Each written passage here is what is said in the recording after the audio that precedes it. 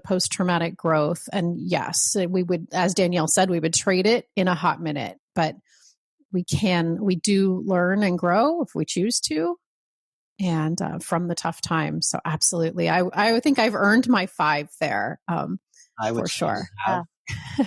I would say you have. But sometimes it takes a real, well, I'll use a metaphor, a real hot fire, something very hard, in order to weld something that's strong, that allows you to go forward. And we don't want those times, as you both have said, of course, but having to face it. I mean, let's face it, the greatest generation with the Depression, with World War II, with all they faced, they became the greatest generation because of it. Yes. Prior to COVID, a lot of us old farts were talking about the younger generation and say, are they going to be able to bear up? Well, this is growth by fire, I think, for many of them. Sure, I mean, it's nothing like the healthcare workers and people who are dying and losing family members, but kids who, especially adolescents, I see it in my grandchildren, who can't go to school, who can't play sports at a time in their lives when that is just about everything for them in their lives, where they are, and bearing up. That's good to see. So, we hate for it to happen, but that resilience is gonna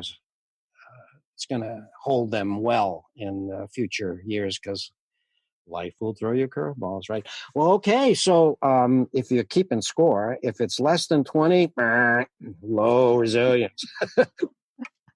20 to 30, some resilience, 30 to 35, adequate resilience, whatever that means. And 35 to 45, you get the gold medal for resilience. But the good news is that it's a muscle and we can grow it, right? That's right, Teresa. And that's a very good point, because a lot of people think that resilience is something you have or you don't. You're born with it. And it's not that way at all. When you look at the traits that comes from the research of this, and we've already dealt with them as we ask those questions. But listen to this. I have 7 of them. There's probably more. Mindfulness. That's always there, right, Danielle? Absolutely. These are the traits of resilient people.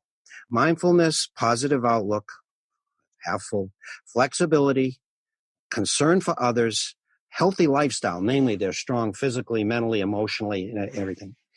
Sense of humor, we talked about that, and a strong sense of purpose. Post-traumatic people with post-traumatic stress and where they go from there. So if you look at those traits, you can see that these questions touch on them. Not all of them, though. I think, although it's in here, but there's a little bit on expectation. Remember how Ellen Langer's work, her book Counterclockwise, what we expect, we try to bring to reality, our body does. And so that's a critical component. What did Darwin say? The ones who survive are the ones who are most adaptable to change.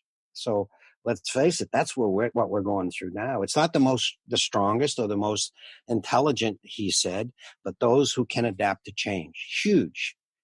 And then there's the whole issue of expectations, like we talked about before. The Roger Bannister thing. You can't run less than a 4-minute mile. He did it, and then everyone else can do it because they saw he could do it.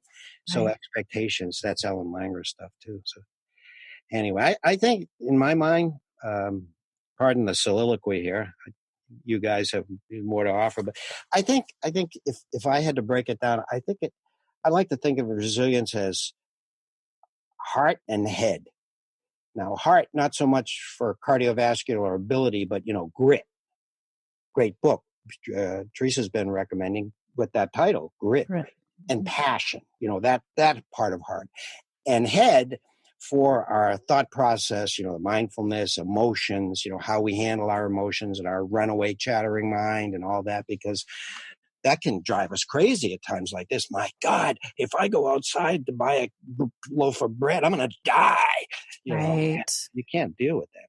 Right. We have to realize that we cannot believe everything we think. Our brains are still very primitive in nature, and they have very few main jobs. One of them is to keep us safe, and the other is to seek pleasure, and the third is to be efficient. So we can boil so many things down to our primitive brains trying to accomplish one of those three goals. And we can just say, brain, I hear you.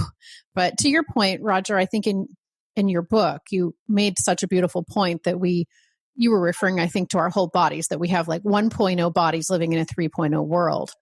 And it's very true of our brains. 1.0 version brains living in a COVID world. It's a recipe for our brains to run away. And we don't have to let that happen. There's a book, Why Don't Zebras Get Ulcers? And God, for the life of me, I can't remember the author, but we can fill it in. He's at Stanford, but he writes about stress. And just this point that you made, our ancestors, who we still mirror, because we haven't evolved much beyond the hunter-gatherer age in our minds, they would see a brown thing in the grass. Now, you could be positive and say, that's a rock. I'm going to go sit down on that rock. Or you could be negative and say, that's a lion. And for survival, those that thought it was a lion and gave it a wide berth and worried about it, they're the ones who survived, and that's what we have today. So you are absolutely right on, we're kind of wired to be towards the negative, unless we now, since we don't live in that kind of very high risk world, at least the way it was, that we still reflect it, but we have to work on that with our chattering minds. So you have to weigh in on this one, Danielle, with mindfulness and I will. And I have to say, I started collecting Teresa-isms because I love when she says, about your brain, thank you, I hear you, I acknowledge you, your opinion is noted. So whenever I hear those dark thoughts, that's my Teresaism. It's like, I hear you, your opinion has been entered into evidence. I'll get to you later. So that's kind of my go-to, just acknowledging like, hey, that thought might not be the best thought. So thank you for sharing that, Teresa. I appreciate that. If I had to add anything to this list, it would probably be, mindfulness. We talk a lot about it. And we talk a lot about positive outlook and glass half full, but I feel like there's more meat to that. And that's hope, which also people think of hope as fluffy. I hope you get better. I hope it works out. The reason I love it, it's the only thing that comes out of unhappiness. You think of positive emotions like joy and some other things that are just built out of good things that happen. Hope comes out of bad things happening. And it's a little different from optimism because it's very action based. Like I can be optimistic for the future with no evidence that this pandemic's going to end. And I like to think it will, but right now it's kind of, we're not sure. So hope is kind of the action based tool that you can kind of add on to optimism. Say, I know it's going to work out. So, but what can I do to ensure that it's going to work out? I really like psychologist Charles Snyder. He does a lot of research on hope, and he talks about setting that goal, developing your strategy, and most importantly, where optimism ties in, stay motivated and just like don't give up.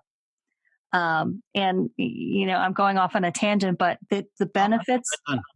Yeah, the benefits of hope are huge.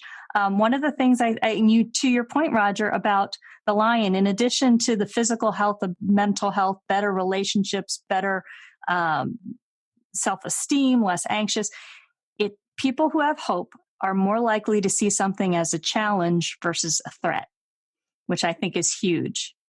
And one little like factoid, hopeful people have been shown to be 14% more productive at work. So they get done in 7 days, what takes the average person 8. So, and I know I focus on hope a lot. It's my middle name. So it's, hope literally is my middle name. Oh, wow. Well, then you have to. Yeah.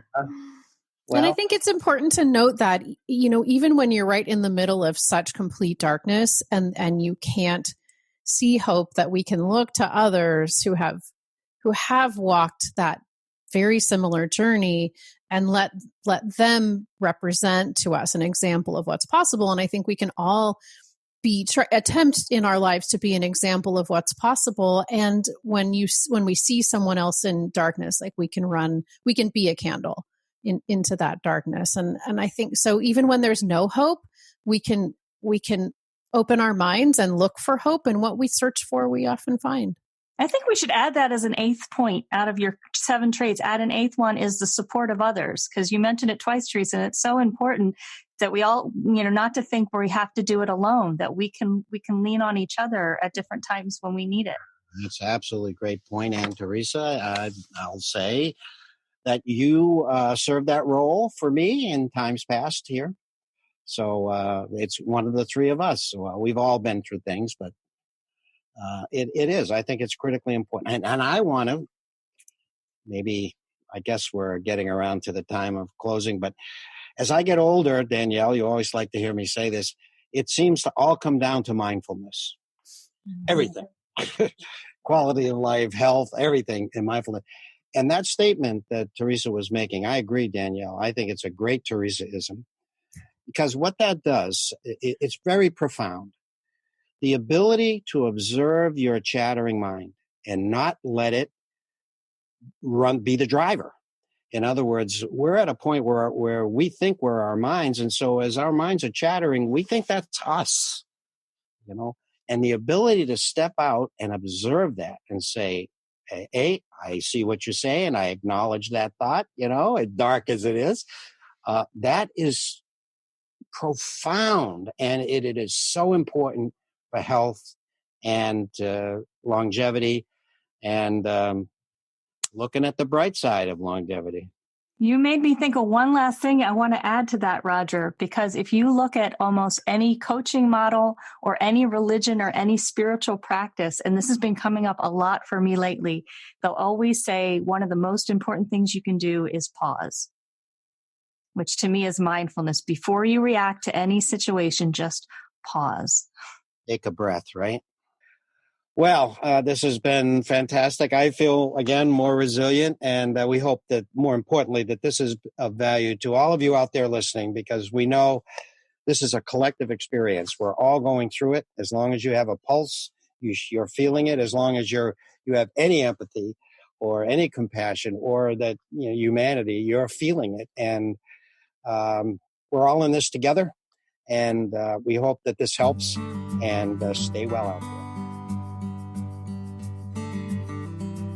You've been listening to Dr. Roger and Friends, The Bright Side of Longevity.